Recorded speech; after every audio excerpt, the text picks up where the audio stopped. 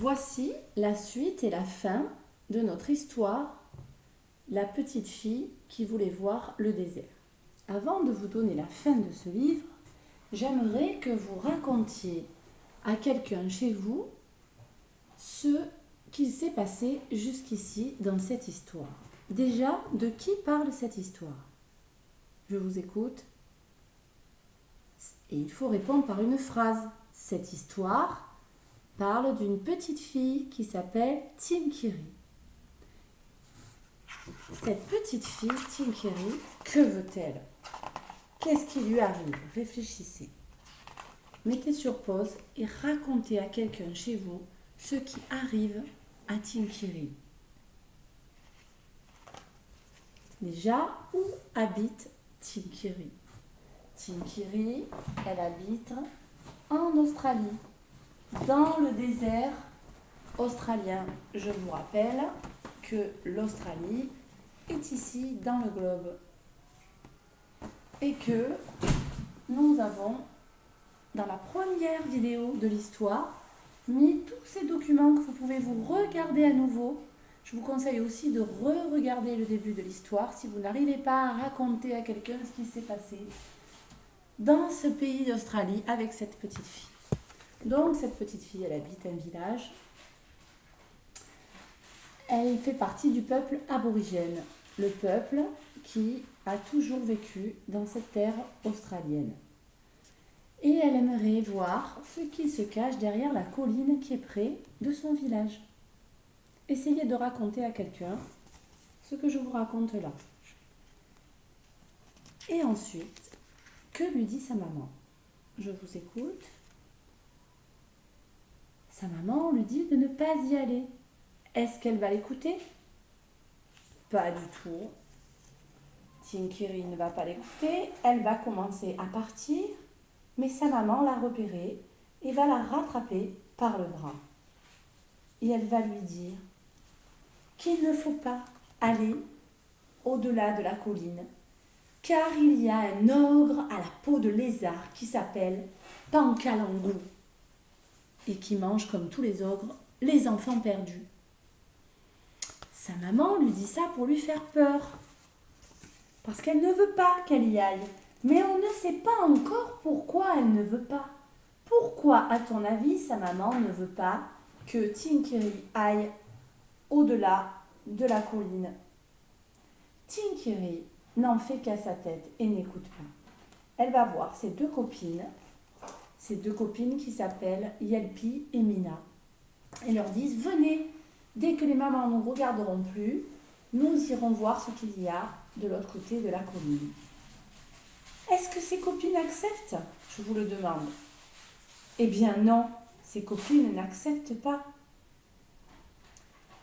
Elles lui disent qu'il y a le fameux ogre et Tinkiri, elle dit, c'est n'importe quoi, c'est une histoire inventée pour les enfants, pour que les enfants n'aillent pas au-delà de la colline.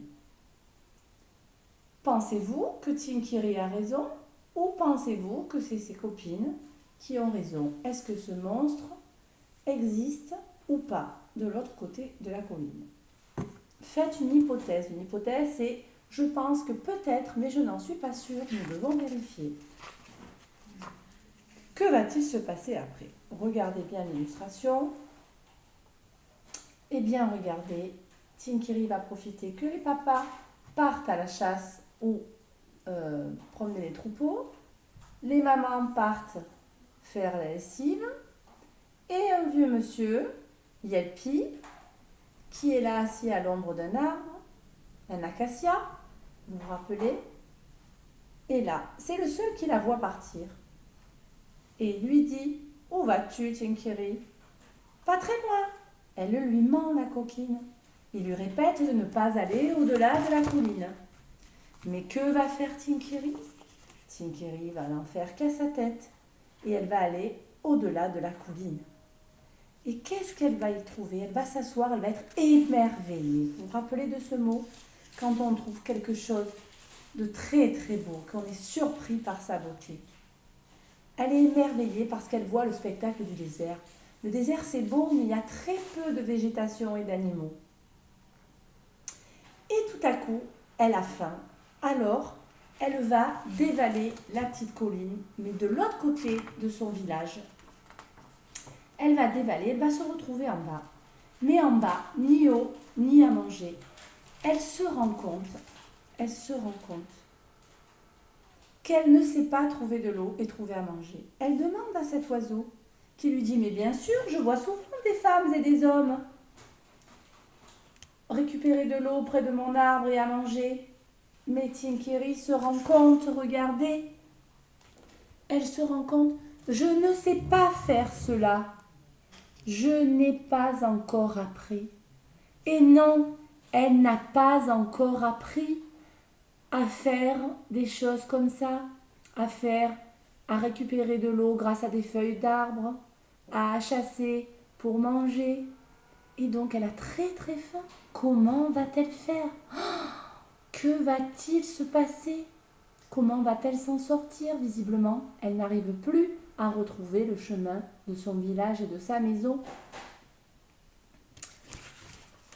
Je vous lis la suite de l'histoire. Le soleil déclinait, ça veut dire qu'il commençait à se coucher, à disparaître à l'horizon, quand Tinkiri se remit à marcher. Soudain, quelque chose bougea sous ses pieds. Un gros lézard venait de slalomer entre ses jambes. Mais pas un géant ogre, regardez, un lézard comme on en trouve chez nous. Elle courut après lui et plongea pour l'attraper. Mais le lézard plus rapide disparut dans son trou.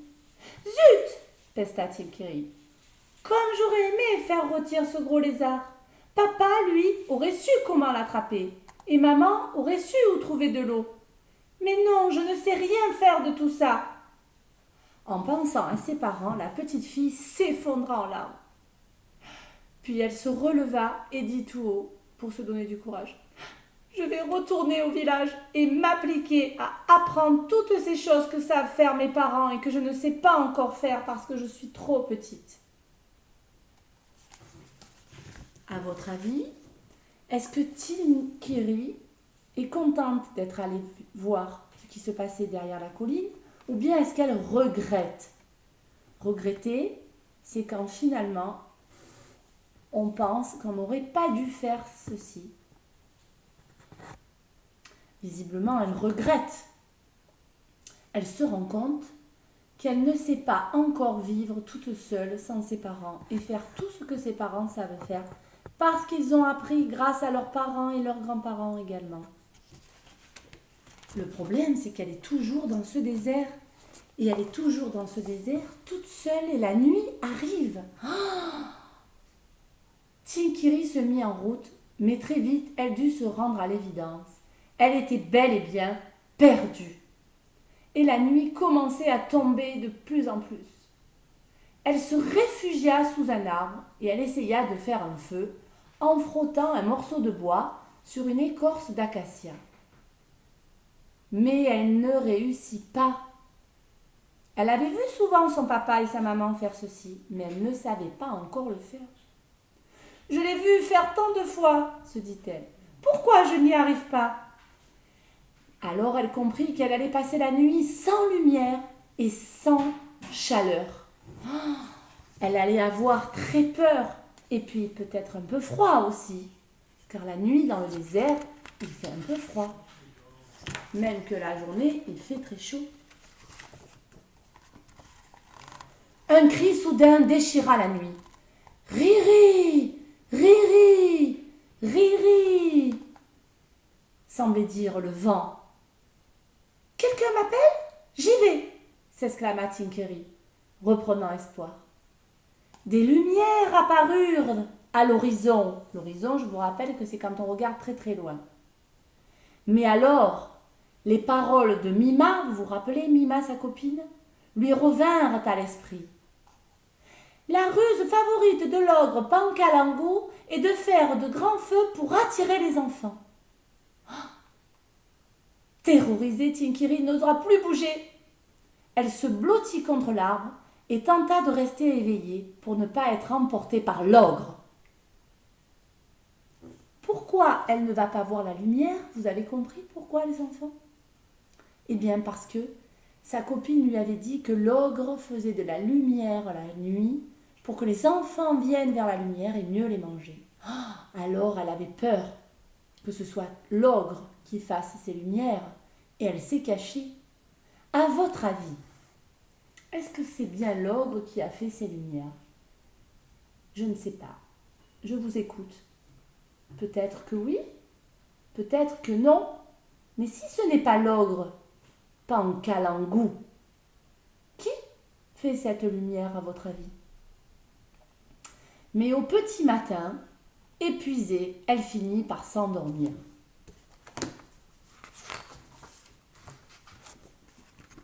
Dans son sommeil, Tinkiri entendit une voix qui disait « Elle est ici, venez vite !» On aurait dit celle de son père ou sa mère. Elle ouvrit doucement les yeux. Sa mère était penchée vers elle. « Maman, maman, c'est vraiment toi? Comment m'avez-vous retrouvé ?»« C'est Chippy qui t'avait vu aller vers la crique. Et de là, ton père a suivi tes traces. Nous avons allumé de grands feux dans l'espoir qu'il te guide vers nous. Nous avons crié ton nom dans le vent, mais tu n'as pas répondu. »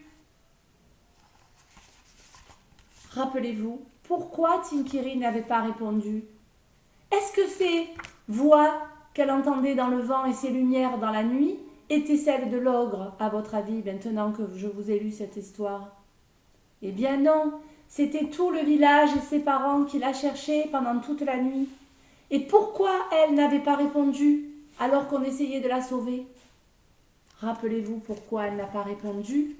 Parce qu'elle pensait que c'était l'ogre. Donc cette histoire d'ogre est-elle réelle? Eh bien non, elle était inventée pour ne pas qu'elle aille se perdre et mourir de froid ou de faim dans le désert. C'était pour la protéger, mais elle n'a rien écouté. Tinkiri se blottit contre sa mère, tendrement. « Tu as froid, constate celle-ci. Je vais faire du feu pour te réchauffer. » Et sa maman sait faire le feu, parce qu'elle a appris.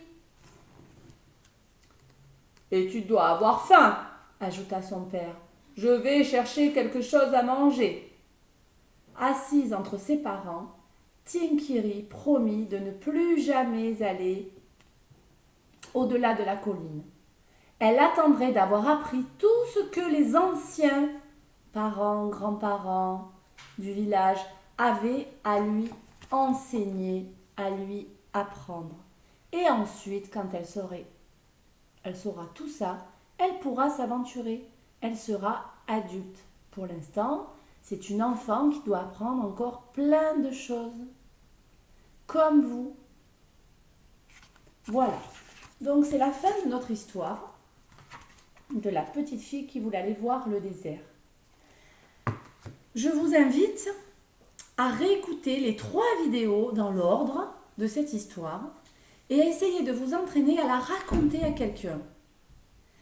Et je vous enverrai demain par mail l'histoire résumée que vous pourrez vous amuser à lire tout seul ou bien avec l'aide d'un adulte qui vous la lira ou qui la lira avec vous. Je vous retrouverai bientôt pour une nouvelle histoire et puis pour continuer à parler de l'Australie et à essayer de découvrir ce pays qui se trouve très très loin dans le continent de l'Océanie. Au revoir les enfants et bonne histoire!